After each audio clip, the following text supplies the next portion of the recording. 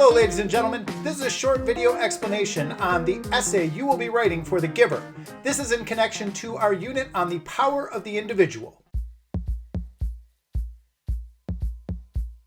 Over the next couple weeks, we're going to be working on your essay on The Giver. This essay is your chance to demonstrate your thoughts, opinions, and ideas surrounding The Giver.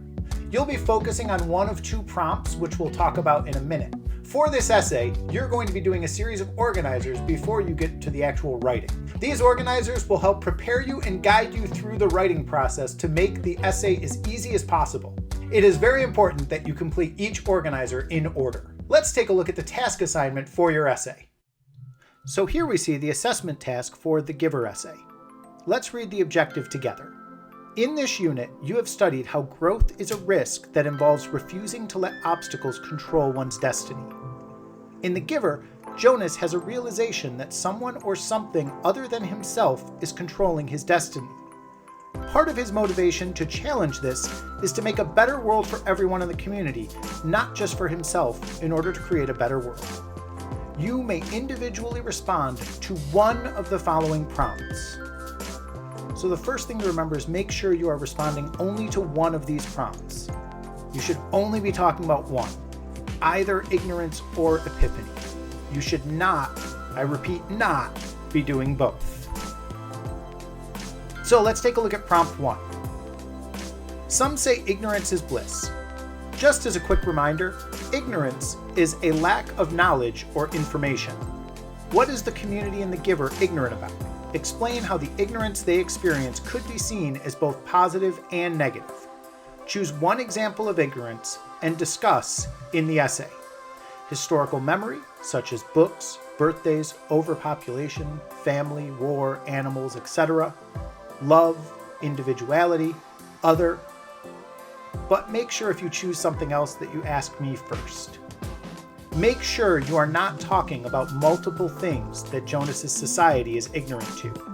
Your entire essay should be about one example of ignorance.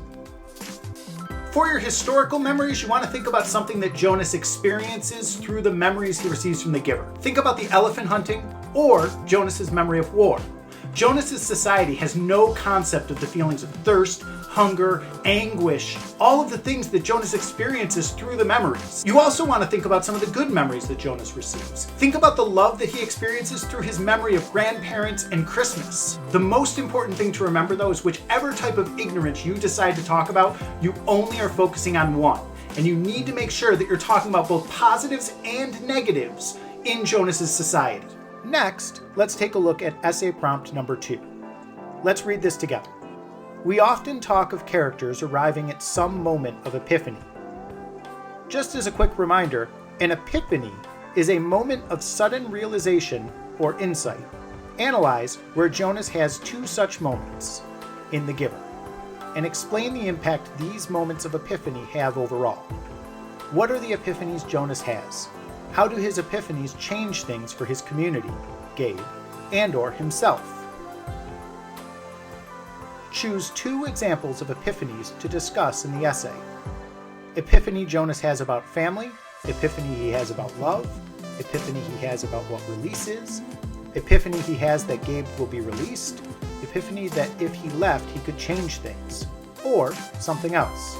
But if you choose something else, make sure to ask me first. I want to take a second to talk about the epiphanies that Jonas experiences, because they really set him on a different course in the novel. Look back at chapter 7 or 8 and think about how Jonas is experiencing his society before he meets The Giver. It really changes his perspective when he starts to think about the memories that he receives, when he experiences sunshine, or when he experiences a ride on a sled. These epiphanies have a major impact on Jonas's feelings toward his society. You also want to think about how his connection to the people around him changes.